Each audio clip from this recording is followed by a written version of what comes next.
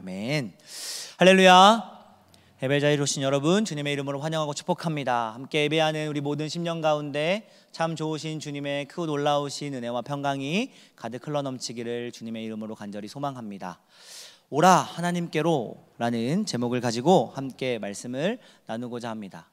성경에 보면, 특별히 구약 성경에 보면 여러 많은 선지자들이 등장하죠.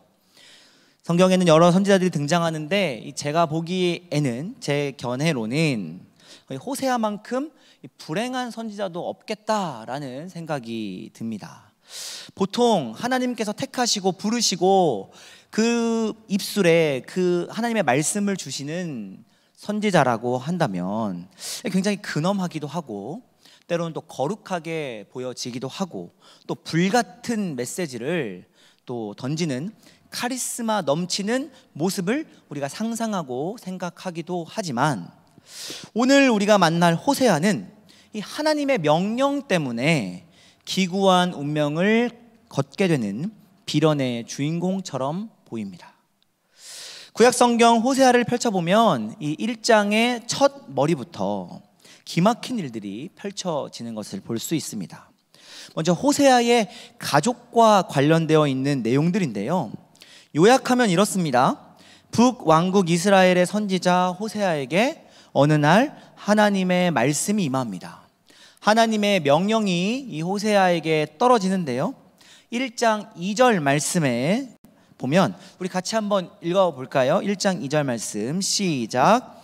여호와께서 처음 호세아에게 말씀하실 때 여호와께서 호세아에게 이르시되 너는 가서 음란한 여자를 맞이하여 음란한 자식들을 낳으라.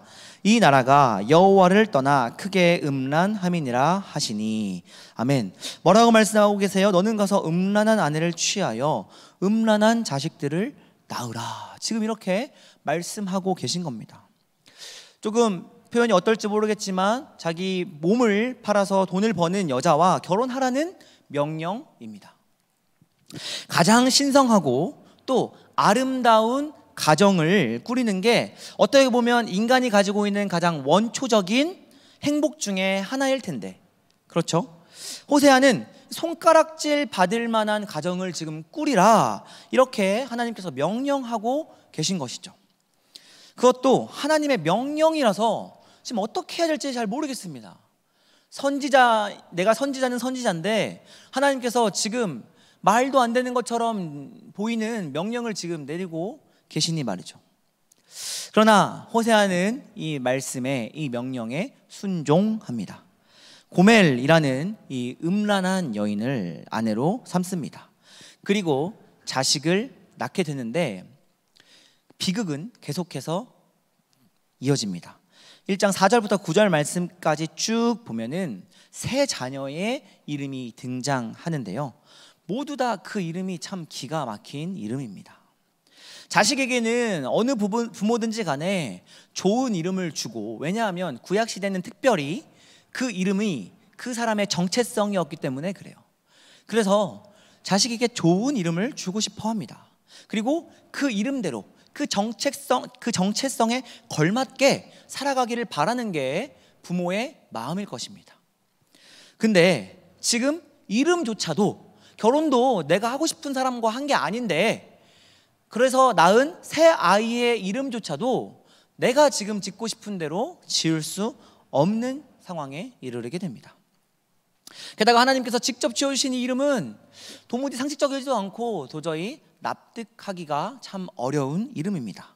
첫째 아들 이름은 이스르엘입니다. 그 뜻은 하나님이 망하게 하겠다, 이런 말이에요. 둘째는 로루하마라고 하는 딸입니다. 그런데 그 이름의 뜻을 보니까 결코 용서하지 않겠다, 이런 뜻이에요. 셋째 아들 로암미는 내 백성이 아닌 자식이라는 뜻이에요. 셋 다 모두 내다 버릴 자식이다, 이런 의미입니다. 어떤 부모가 자기 자식의 이름을 이렇게 짓고 싶어 하고 또 실제로 이렇게 지을까요? 그런데 여러분, 기막힌 일은 여기서 끝나지 않습니다. 여전히 기막힌 일이 아직도 남아 있습니다. 우리나라의 전래동화 보면 선녀와 나무꾼 이야기가 있어요. 그렇죠? 선녀와 나무꾼 이렇게 이야기 살펴보면 제 아무리 선녀라고 하더라도 아이 셋을 낳으면 그 정 때문에 하늘로 올라가는 것을 포기하는 것이, 그게 어떻게 보면 약간 정설이죠, 전래동화에. 그런데 이 호세아의 아내 고멜은 자녀를 셋이나 낳고서도 어떻게 해요? 계속해서 자기가 했던 그 음행을 멈추질 않아요. 그리고 거기서 멈추는 것이 아니라 가출해버려요. 나는 다른 사람이랑 살겠다고 나가버립니다. 이것도 고칼 노릇인데 하나님의 명령이 또 호세아에게 임합니다. 3장 1절 말씀인데요, 속이 터져버릴 호세아에게 고멜을 다시 데려와 사랑하며 살라고 명령하신 하나님의 명령의 말씀이에요. 같이 한번 읽어보겠습니다. 시작. 여호와께서 내게 이르시되 이스라엘 자손이 다른 신을 섬기고 건포도 과자를 즐길지라도 여호와가 그들을 사랑하나니 너는 또 가서 타인의 사랑을 받아 음녀가 된 그 여자를 사랑하라 하시기로. 이 명령을 받은 호세아의 마음은 어땠을까요? 아마 죽고 싶지 않았을까? 하나님, 도대체 이게 뭡니까? 결혼도 내 맘대로 못하게, 자식 이름도 내 맘대로 못 짓게, 겨우 좀 어떻게 그냥 집 나갔으니까 어쩔 수 없다, 이렇게 하려고 했더니만 다시 가서 어떻게 하라는 거예요? 그 고멜을 데리고 와서 다시 사랑하며 살라는 거예요. 쉽지 않을 것 같아요. 그럴 일은 없겠지만 지금 방금 막 상상해봤어요. 아니, 우리 아내가 그랬다면 나는 과연 우리 아내를 다시 사랑으로 받아들일 수 있을까 생각해봤을 때 쉽지 않겠다. 그러나 이번에도 호세아는 남의 여자가 된 고멜을 데려와서 다시 아내로 삼습니다. 그것도 값을 치르고, 비싼 값을 치르고 다시 데려와요. 참 이해하기 어렵습니다. 어떻게 이런 명령을 하나님께서 내리고 계시는 걸까? 도저히 우리의 상식으로는 잘 이해가 되질 않습니다. 율법에 보면 이 음란한 여인은 어떻게 하라고 기록되어 있어요? 돌로 쳐 죽여야 돼요.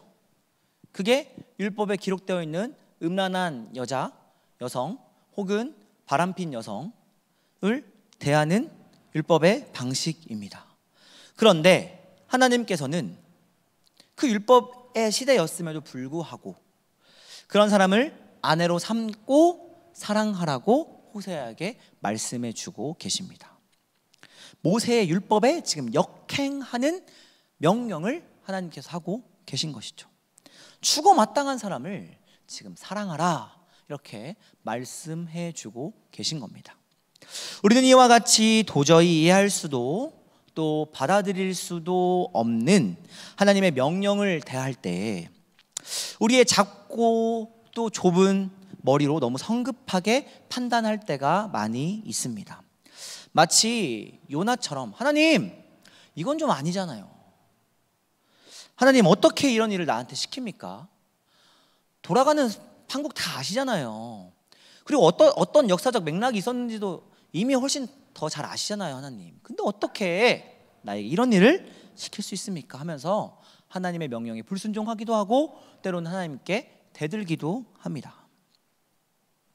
도대체 하나님은 이 말씀을 통해서 우리에게 어떤 말씀을 해주고 싶으신 걸까요? 이 지점에서 우리가 하나님과 우리의 입장을 한번 바꿔서 생각해 보는 시도를 한번 해보려고 합니다.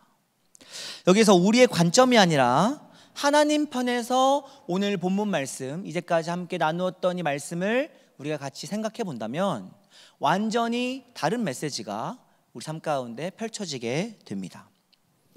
하나님이 우리에게 들려주는 이 불행하고 이해할 수 없는 이야기는 가망 없는 고멜에 대한 이야기가 아니라 사실은 가망 없는 이스라엘 백성의 이야기이고 선지자 호세아의 이야기가 아니라 가망 없는 우리를 끝까지 신뢰하고 끝까지 기다리시고 끝까지 사랑해 주시는 하나님 자신의 자비로운 선언이 된다라고 하는 것이죠.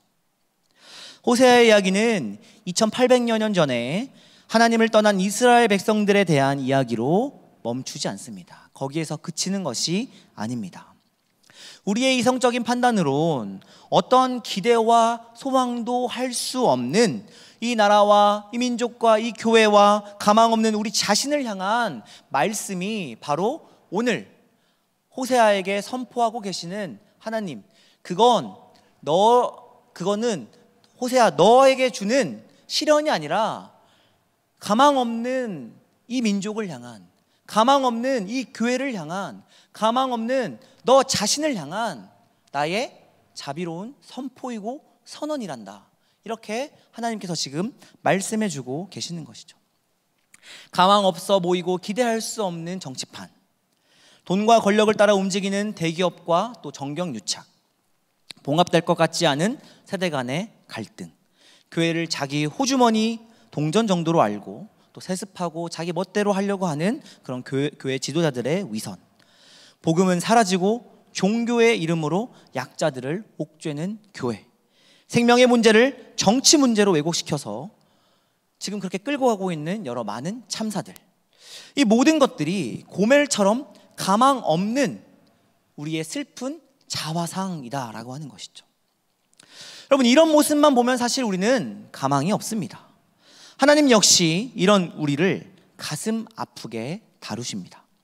그분은 패역한 것은 간과하시지 않으십니다. 덮어두고 용서하겠다 하지 않으십니다. 패역한 현실에 대해서는 그것을 분명하게 직시하고 그에 상응한 진노를 거두지 않는 것이 하나님의 방법입니다. 그러나 하나님의 진노는 자기 백성을 고통에 빠뜨리고 멸망시키는 데 있지 않습니다. 전혀 그 반대입니다. 하나님의 심판과 진노의 최종 목적지는 멸망시키고 무너뜨리고 완전히 말살시키는 데 있는 것이 아니라 언제나 회개와 회복을 촉구하는 것임을 우리는 잊지 말아야 합니다. 예전에 우리 예림이가 조금 어렸을 때는 제가 뭐 젤리나 카라멜이나 과자 이런 거를 전혀 우리 예림이 입에도 대게 하지 않았어요. 근데 이제 올해 들어가지고 처음으로 어린이집을 다니기 시작하면서, 그리고 또 이제 교회에 이렇게 왔을 때 간식을 주잖아요. 그런 간식들을 이제 막 받아 먹으면서 얘가 젤리 맛을 알아버린 거예요. 젤리 맛도 알고 마이쮸 맛도 알고 과자 맛도 알고 막 해가지고 맨날 젤리 줘 막 집에 하리보를 한 통을 사놨는데 그거 막 지 혼자 다 먹어요. 그거를 밥도 안 먹고 밥 달라는 시간에 젤리 달라고 하고 뭐 하는 시간에 젤리 달라고, 이제 이걸 가지고 딜을 해요. 젤리 가지고 딜을 하고, 엄마 나 이거 할 테니까 젤리 주세요. 엄마 나 이거 할 테니까 아빠 젤리가 맛있겠다 뭐 이래요. 아무튼 막 그래가지고 젤리를 계속 달라고 떼를 쓰는 이런 모습들을 이렇게 보이고 있는데, 밥 먹는 시간에 밥 안 먹고 계속 젤리 줘 막 계속 식탁에 앉아가지고 젤리 달라고 막 하는 거예요. 이걸 보고 어느 부모가 그래 밥 대신 젤리나 많이 먹어라면 막 젤리를 밥처럼 막 이렇게 줄 수 있겠어요? 안 돼. 밥 먹고 젤리 먹어. 밥 먹지 않으면 젤리도 안 줄 거야. 막 울고 떼를 쓰기 시작해요. 막 한번 요즘 울기 시작하면 목청도 커져가지고 막 어떻게 해야 될지 잘 모르겠고 막 울고 불고 삐지고 막 난리가 납니다. 여러분이라면 어떻게 하시겠어요? 여러분의 자녀가 여러분에게 밥도 안 먹고 젤리 달라고 그러고 과자 달라고 그러고 막 뭐 초콜릿 달라고 하고 카라멜 달라고 하고 막 그러면 어떻게 하겠어요? 그래 얘다 너 먹고 싶은 거 다 먹어라 그러면서 줄 부모님은 아마 안 계실 거예요. 몸에 좋지도 않고 또 밥 먹을 시간에 밥 그거 먹어버리면 밥을 못 먹으니까, 우리가 알고 있는 상식으로는, 우리가 알고 있는 어떤 그런 범주 안에서는 당연히 그거를 금하는 게 상식적인 수준에서의 조치겠죠. 그런데 어린 아이는 아직 모르는 거예요. 그 아이는 지금 젤리가 내 인생의 전부인 거죠. 그러니까 아무리 이야기를 해도 잘 알아듣지 못할 때가 많이 있습니다. 여러분, 제가 정말로 예림이가 미워서 젤리를 안 준 걸까요? 근데 알겠죠? 나중에 예림이가 너 미워서 젤리 안 줬던 거 아니야? 근데 아직 모른다는 거예요. 아빠는 내 말 안 들어서 막 삐지고 막 자기 막 들어가서 엄마한테만 안기고 아빠한테 와 그래도 막 안 오고 막 이래요. 여러분, 하나님께서 이스라엘을 징벌하는 방식도 바로 이런 거였다라는 거죠. 하나님은 호세아를 통해서 패악한 이스라엘의 모습을 지금 경고하고 계세요. 그러나 이 땅의 모든 부모들이 그렇게 하듯이 하나님은 패악한 백성에게 여전히 희망을 두고 계세요. 내 백성이 내 자녀가 내 말 듣지 않는다고 해서 그럼 너 나가, 내 오적에서 파버릴 거야 하는 부모는 한 명도 없다는 거예요. 하나님이 우리를 그런 관점으로, 그런 모습으로 바라봐주고 계신다는 거예요. 여전히 우리에게 희망을 갖고 바라봐주고 계신다라는 겁니다. 호세아가 타락한 아내를 끝끝내 찾아 나서는 것처럼 타락한 이스라엘을 끝끝내 사랑하셨고, 희망이 사라진 대한민국 이 땅에도 여전히 희망이 있다. 여전히 내가 이 땅의 주인이다. 내가 이곳을 통치하고 있다. 하나님께서 말씀해 주고 계신 겁니다. 호세아의 말씀에서 우리가 경청해야 될 것이 바로 이겁니다. 자기 백성을 향한 하나님의 아픔은 절대로 저주로 끝나는 것이 아니다. 하나님의 온전한 뜻을 알고 있는 호세아는 패역한 민족에게 그 하나님의 사랑을 절절하게 선포합니다. 6장 1절 말씀과 2절 말씀을 우리 같이 한번 읽어보겠습니다. 시작. 오라, 우리가 여호와께로 돌아가자. 여호와께서 우리를 찢으셨으나 도로 낮게 하실 것이요, 우리를 치셨으나 싸매어 주실 것임이라. 여호와께서 이틀 후에 우리를 살리시며 제3일에 우리를 일으키시리니 우리가 그 앞에서 살리라. 아멘. 셋째 날에. 네. 이 기쁜 소식이 지금 성경 전체를 관통하고 있습니다. 이 복음의 선포는 자기 백성을 향한, 하나님 나라 백성을 향한, 하나님께서 자녀 삼아주신 그 자녀를 향한 하나님의 자비로운 선언이며 또 복된 약속이라는 사실입니다. 누구든지 여호와 하나님께로 돌아갈 때에 하나님께서는 우리의 상처와 병을 치료해 주시고 우리를 일으켜 세워주시고 살려주시겠다고 약속해 주고 계십니다. 성경 말씀은 이처럼 처음부터 끝까지 가망없어 보이는 이들을 향해서 하나님께로 돌아오라고, 돌아오기만 하면 하나님이 살리시겠다고, 하나님이 먹이시고 입히시겠다고 그렇게 선언하고 있습니다. 돌아오라 외치시는 하나님의 말씀에 귀를 기울일 수 있기를 바랍니다. 우리가 다시 사는 길은 오직 하나님께로 돌아가는 길밖에 없습니다. 자, 여러분, 그러면 여기서 조금 구체적으로 여러 다양한 것들이 있겠지만 오늘 말씀 가운데 조금 구체적으로 우리가 하나님께로 돌아간다는 것은 무엇을 의미하는가 하는 것을 같이 한번 생각해 보도록 하겠습니다.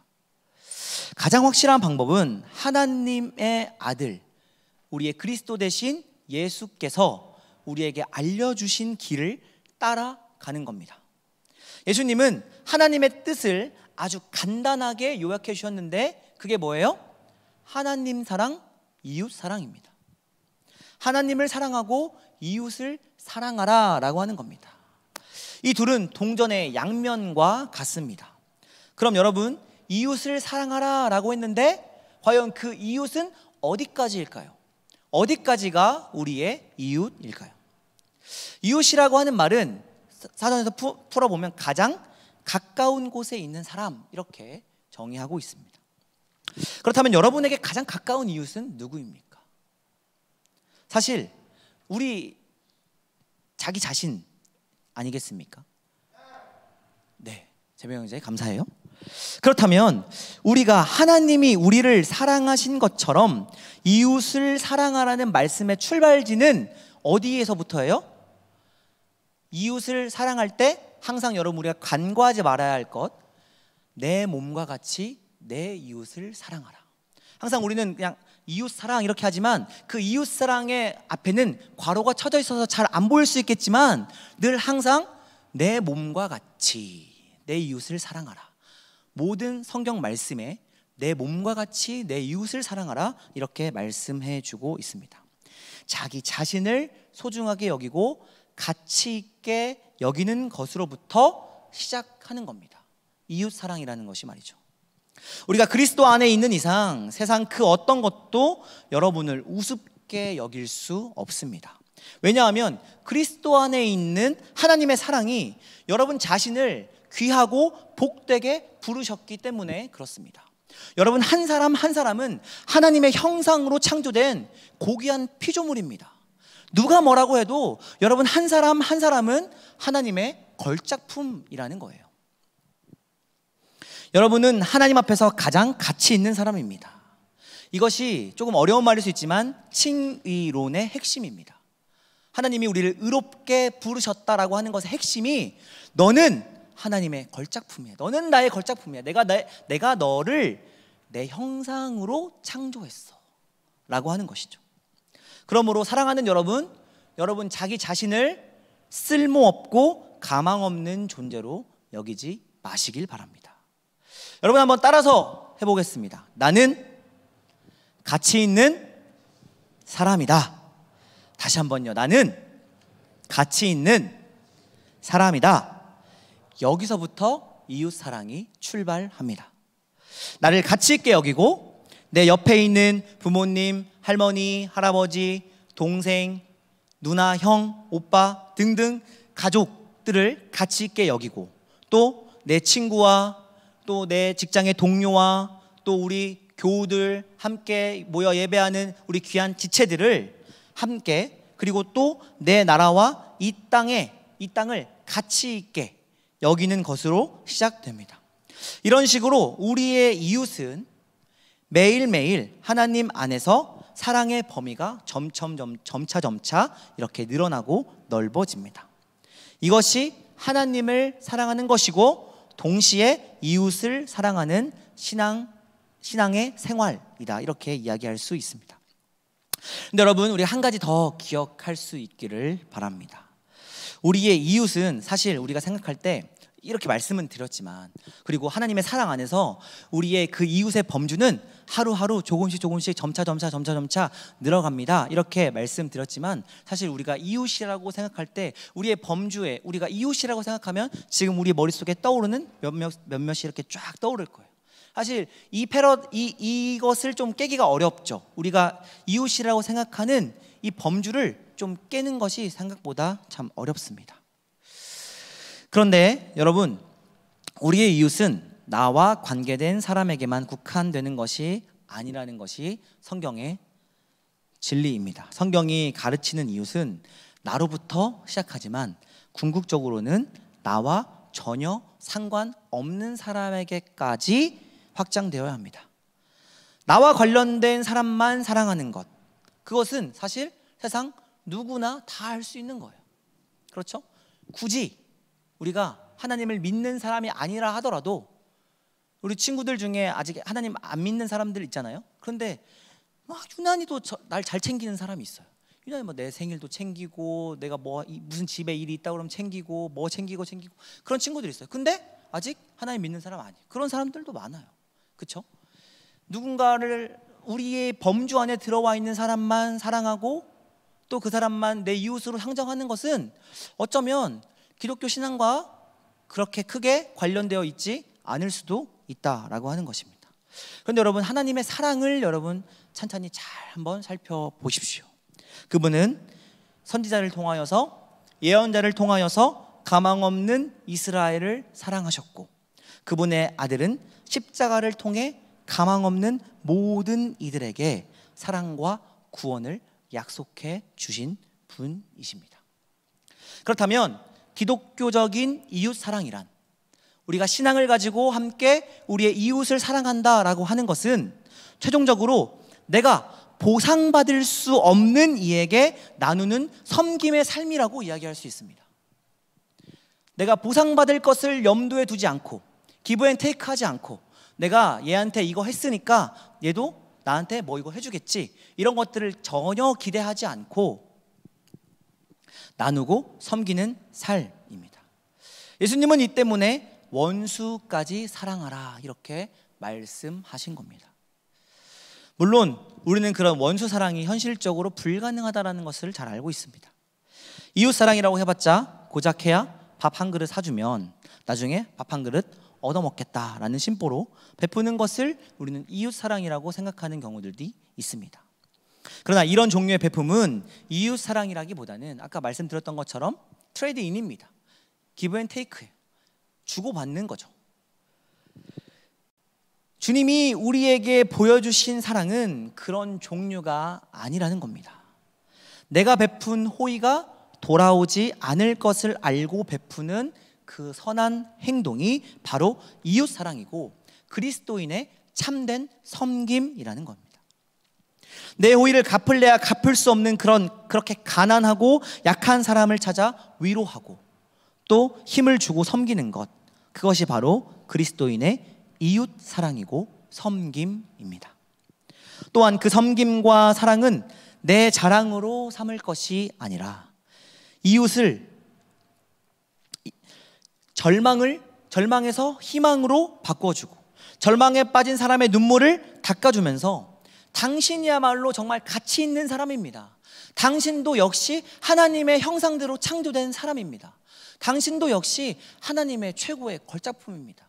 당신을 무가치한 존재로 여기지 마세요 라고 이렇게 이야기하며 희망을 복돋워주는 일, 그것이야말로 진정한 하나님 사랑 그리고 이웃 사랑이라는 겁니다. 이것이야말로 세상이 이해할 수 없는 사랑입니다. 아니 도대체 왜? 쟤는 뭘 기대하고 저렇게 하는 거야?